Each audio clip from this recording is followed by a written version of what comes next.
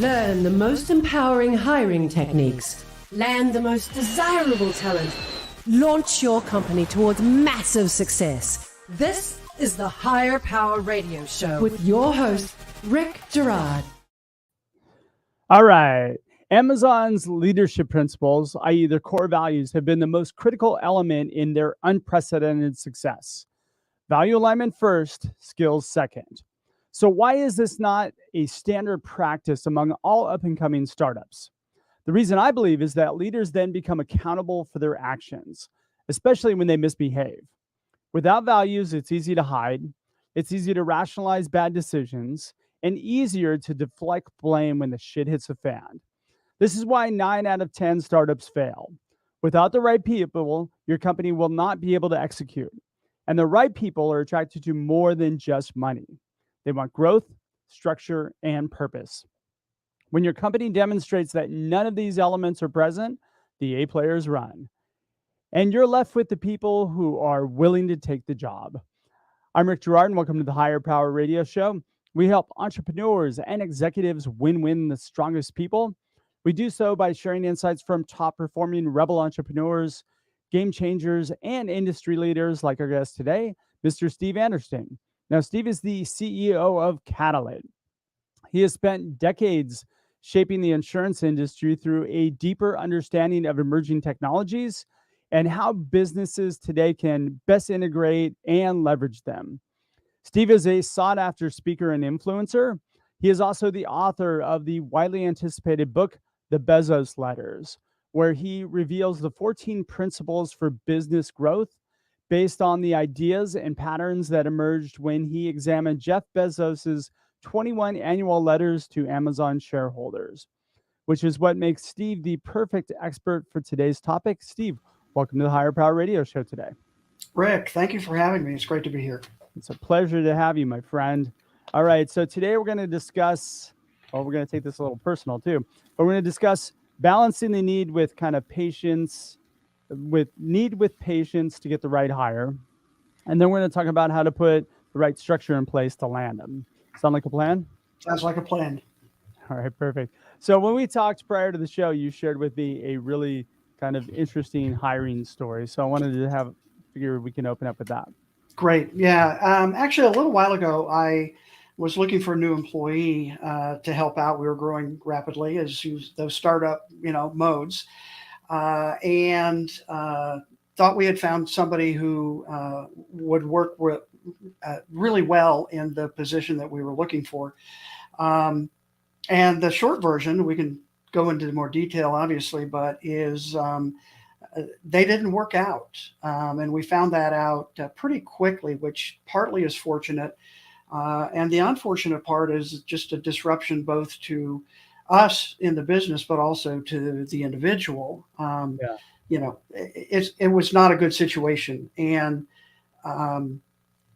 this is, I think, where we'll dive in a little bit, but it certainly was not taking my own advice. I write a lot about in the book how Amazon looks at hiring and how Bezos structured the hiring process, certainly early on, and really has continued through their growth over the last 26 years or so.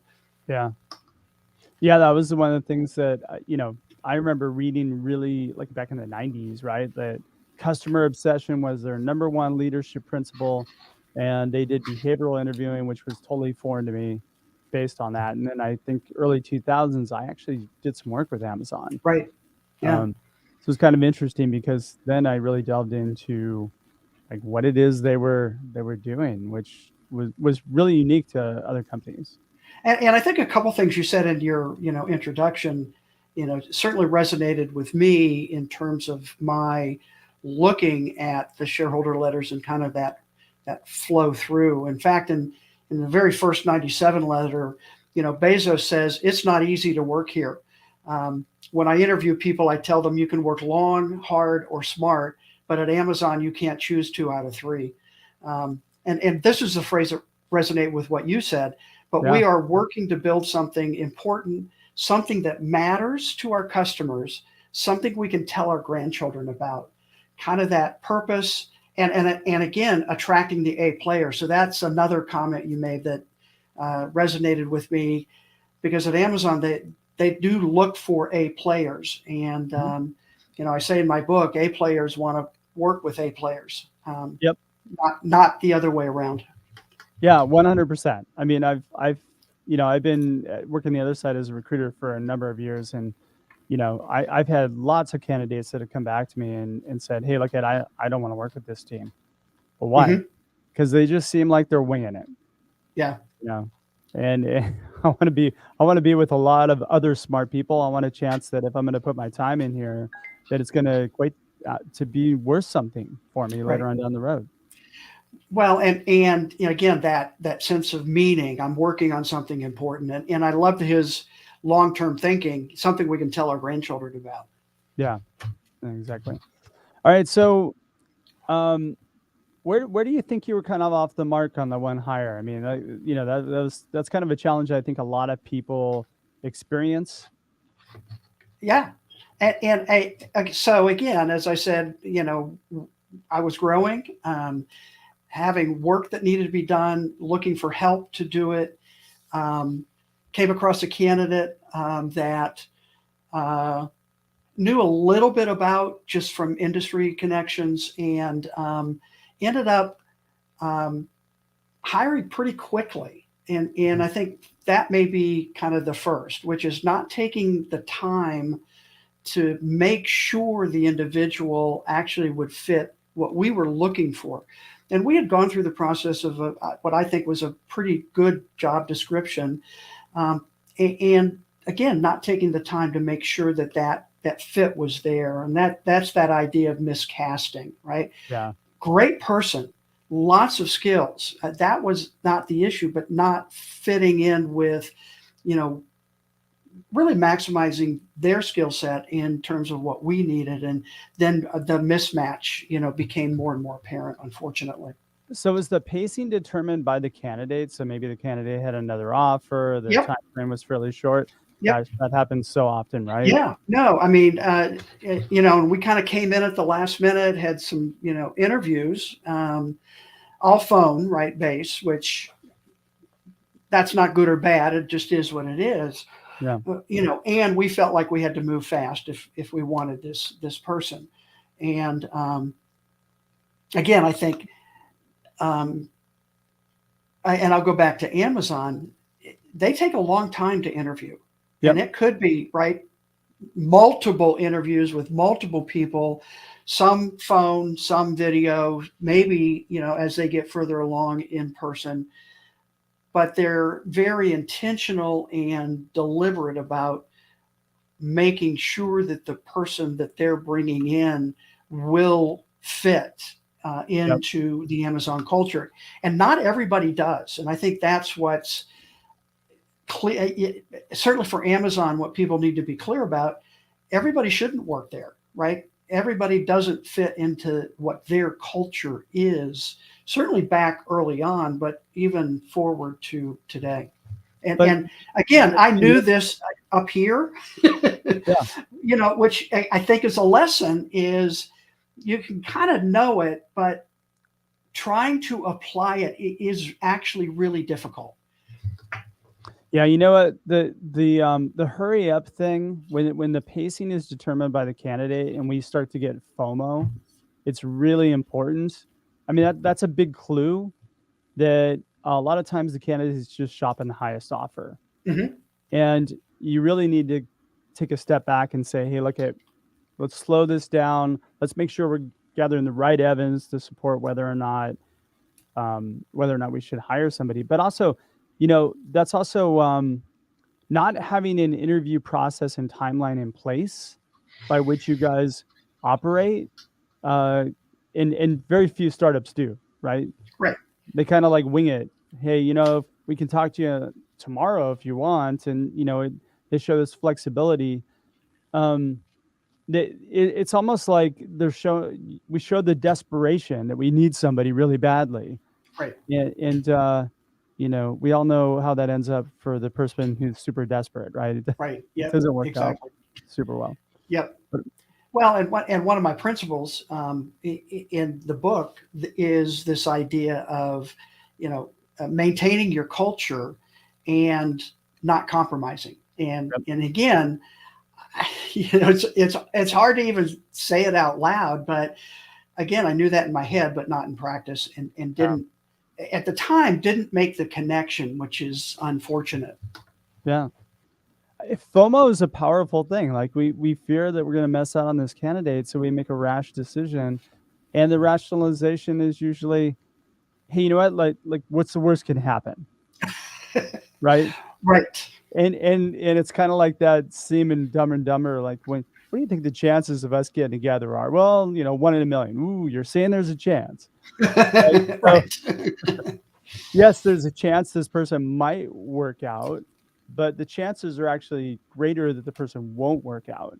And you're doing a disservice to the person too, Yeah. by not putting Oh, them no in a question. place where they're going to thrive. Yeah, that was actually one of the hardest parts of the whole process. Is Yeah. is again, great person, Yeah. and really a disservice. You're right, and that's what's hard. Yeah.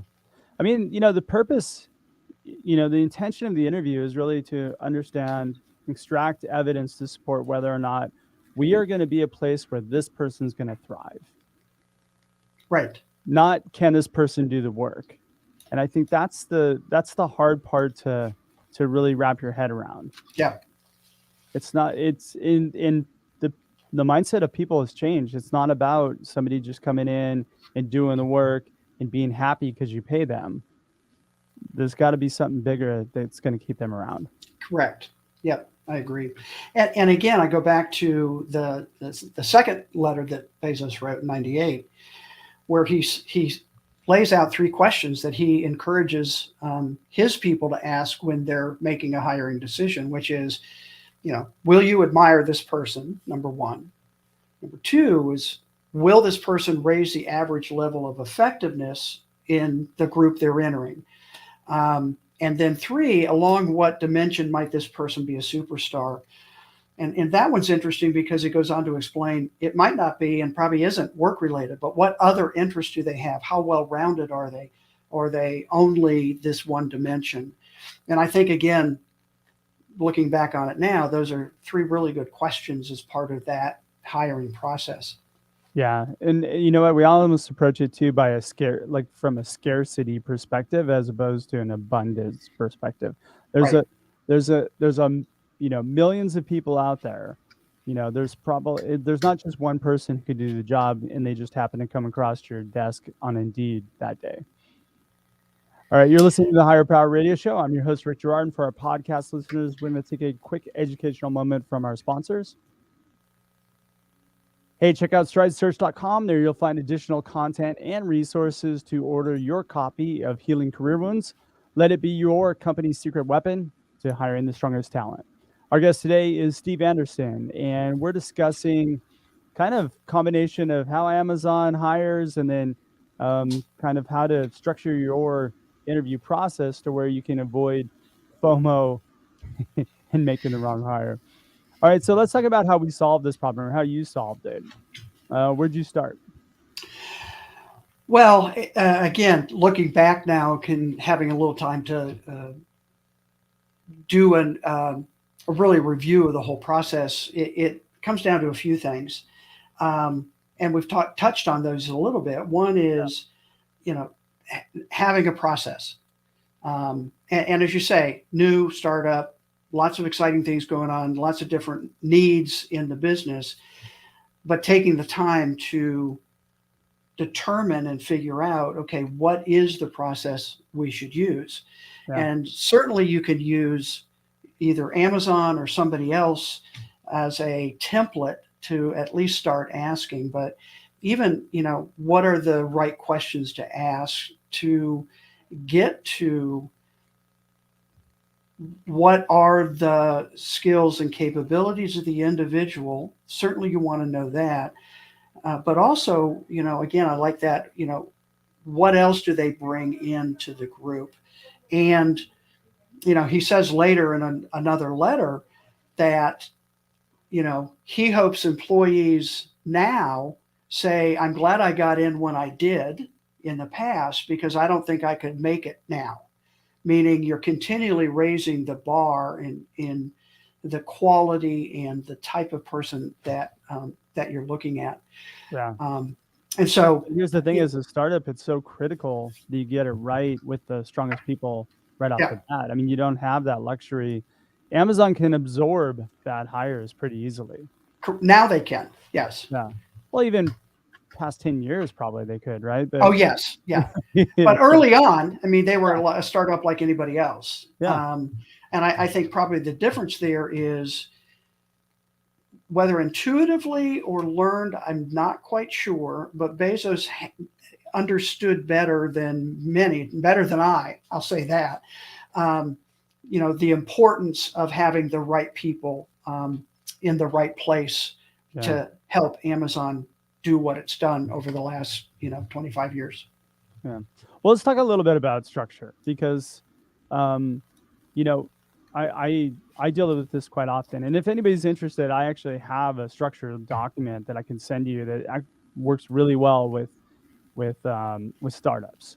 But essentially, like let's talk about the process and the structure. Yeah, did you formalize the structure that you put in place now for future hires moving forward? Um, we have an initial draft, yes. Oh, good. Okay. I call it a work in progress. Yeah. Because we'll be looking, for additional people here over probably the next few months. So it's top of mind right now to try and get some structure around the process so we learn from mistakes made in the past. Yeah. Well, what's important is that you have the stages, like, first conversation is a phone screen, or we call it discovery call, right? We want to understand whether or not somebody's positioned right for the organization or whether or not we have an A, B, or C player. Then you want to go to like interview number 1, interview number 2, interview number 3, and have a timeline attached to what those look like. Right. Yeah. And I would suspect who should do those interviews. Right. That's what I'm, part of what I'm looking at is, okay, it's not, I don't want it all just to be me. I want other opinions and other viewpoints on the people that we're considering. Well, you know what? You want to empower your people to make the decisions, and like you should come in at the end of the process. It's not about you doing all the work, right? Because your team is going to have to work with them on a day-to-day basis. But the challenge that I often see is that we don't train our people on how to conduct the interview. So we just assume, that something magical is happening when the two people start talking. But I've experienced people just having conversations about baseball for 45 minutes. And said, oh, this person's great. We should hire them. Right. Right. Yep. We have a lot in common. And again, we went to the same school. Yeah. And that's part about the intentionality and the process of making sure you're asking the right questions and getting I wouldn't even call it the right information. That's part of it, but the right feel for who they are as a person. And again, will they raise the average effectiveness? I mean, are they going to improve the group, the company at this point, when they come in? Well, I would say you want to get the right information, the right evidence, as opposed to like too often people rely on gut feeling. Like I just didn't feel like this person's right. Well, why? I don't know. Something felt off. Mm-hmm. But that's been problematic. Where I've seen that be problematic for companies is when you have somebody who's not necessarily your high performer in the company, like maybe a B player, and an A player comes in, and that person might be threatened. So there's personal motives behind it. Yeah. Which, in essence, like if they down hire, then now you're in a lot of trouble because A player is going to leave, and then you're going to be left with people who are just there for the paycheck, and God help you how that happens, right? Yep. Agreed. Yeah. So, and we did use, some testing around, again, I wouldn't say skills, personality, fit, et cetera. And those are, again, information, right? Tools that you can use to get a better sense for what's what's happening with the person and how they might fit with the other team members. Well, you know, the beauty of the Amazon process that I felt was genius early on, like when I started looking into it, was they evaluate you for core values first, and they use behavioral interviewing questions. So they ask you questions that are designed to extract evidence of how you operate. Hmm. So you're giving examples of a situation in which you had that problem and you solved it somehow, and the steps in which you took to get there and how it affected other people, how you thought about it. All that data that they gather from that is not what's gathered from a lot of other companies, period. Right. Um, but the beauty of the behavioral interview is that you gather all this data, you can actually make a correct you can make a correct decision, because you can say, hey, look at when this person had this issue, they did A, B, C, and D. And then the results were, you know, here. And then, you know, as a result, these few things came into place, and you have this story that backs whether or not somebody's going to fit with the organization. One of the things that I've noticed is that A players resonate toward that. They love explaining exactly how they did something, why they did it. And you know, you get pushback from some people, but usually those are not your top performers. Right. So, you Right. know, it does put a really good mechanism in place to ensure that you're getting the right people to buy in. And Yeah. since nobody else is doing that, you're standing above your competition. Agreed. And I think that's one of the powers of the leadership principles that Amazon has put in place over the last number of years. Sure. Is, and I remember several quotes from research I did where comments were made like, well, they're not just plaques on a wall, but they're part of virtually every conversation Yeah. that we have, or every decision that's made. Yep. Like customer obsession, right? So as an example, and again, that's really hard as a startup, right? To even think through some of those things, and maybe even harder to put in place and become part of that framework that I can build, any company can build, that will resonate with the employees, the type of people, not even employees, the type of people that you want to work with in order to grow whatever the vision is that you have for your company. I'm going to push back on you on that one. Okay. Because I believe that it's maybe a half a day to a day of your time that you sit down with you and your team, and you can build on all that. Okay. And then, of course, it's an ever evolving, like, you know, you can hone the process, but once you have it down, man, it makes everything much easier. Then your people start making better decisions, because they're making decisions based on, hey, are we showing customer obsession when we make this decision? Right. And then, you know, you give people something to push back on you with. Okay. Right? I can agree with that. Right now it feels daunting. And you're overwhelmed just like I am. Here's what I'll say. It's probably not as daunting as I think it is. And I think you're right. If I sat down and concentrated on and kind of sat in it for a while, meaning half a day, maybe a day, I could come up, because I go back to the book. I came up with 14 principles on growth of how Amazon grew. Took a little while, but it continues to resonate. So I will take that challenge on. All right, challenge given. All right, perfect. So we talked about the structure a little bit.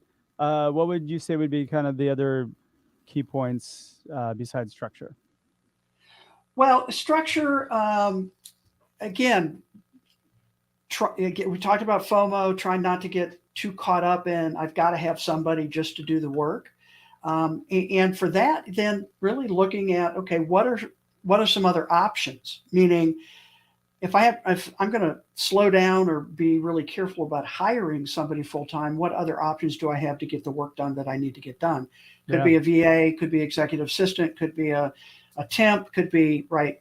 There are a number of options that could come into play to get the work done that need to get done, but not until you're ready, not bring in somebody into the organization. Yeah, So project-based work is, that's critical, especially when you're a yes. startup. Yeah. Well, and it's probably easier today than it ever has been. I mean, Yeah. if there's a silver lining to the pandemic, it's that, work can get done anywhere. And there are a lot of people who resonate, be that, gig economy type or, like I said, um, executive assistant, virtual assistants, lots of companies out there that can help fill in on a project basis or just on an hourly basis to do more administrative work. And we've done that a lot at Catalyst, is offloading administrative stuff to others so that the people can work, my team can work on what they're really good at. And so we're really trying to be focused and intentional about getting rid of what you don't like so that you can spend your time on what you resonate with and you're really good at. Here's something I've learned from this experience. Like, you definitely have to interview those people just like you are an employee. Yeah. You don't get caught up in FOMO for sure, because they'll if you're working through an agency, a lot of time, well, look at, you need to make a decision on this person quickly. They have the skills you need, and you have to really kind of put your foot down and go, hey, that's not how it works. Yeah. Yeah, because No, I agree. I got lots of friends who have hired VAs and temp help, and they're like, "Oh, I'm like 1 for 6." Well, tell me about how did you interview them? Well, I did, and they just sent them over, and we started working with them. I'm like, that's a bad idea. Bad idea. Yeah, yeah. All No, right. I definitely did the interview process with the individual that I'm working with now. So I agree with that. Very cool. All right. So after structure, I mean, anything else that you kind of put in play that it could be helpful for the audience? Well, I think what I want to say is checking. I hesitated to say checking references because that's fraught, but talking to people, if you're in an industry that's small, just talking to people that you either through your research or know that the person that you're looking at might have interactions with, and just have a conversation with them. Yeah. And just get some feedback, and at the same time be careful of that feedback, because it might not tell you what you need to know today in order to determine that person's the right fit. So that's kind of two sides to the same coin on that one. Perfect. All right, Steve, shoot, we're getting pretty close on time. What would be 2 or 3 key takeaways you can give the audience that can plug into their business today? Well, again, we've talked about hire slow, have a process so you can, 1, repeat it, and 2, have a higher chance of finding the best individual for what you need done. And 3, I would say train your team. I mean, have them part of that process. Even as small as we are, we're not very many people right now, but getting them involved, because as you said, they're going to have to work with them too. So I think those are kind of 3 quick things that I hopefully will learn. It's all a learning process, man. It's all a learning process. For sure. All right, Steve, thanks so much for your time and investment today, and I want to welcome you to the Hire Power Radio community. Now, what would be the best way in which members of the audience can find you, find your company? I know you have like a bazillion followers on LinkedIn, by the way. I do, yeah. So LinkedIn is my more. Yeah, LinkedIn is my. Oop, I lost you there, Steve.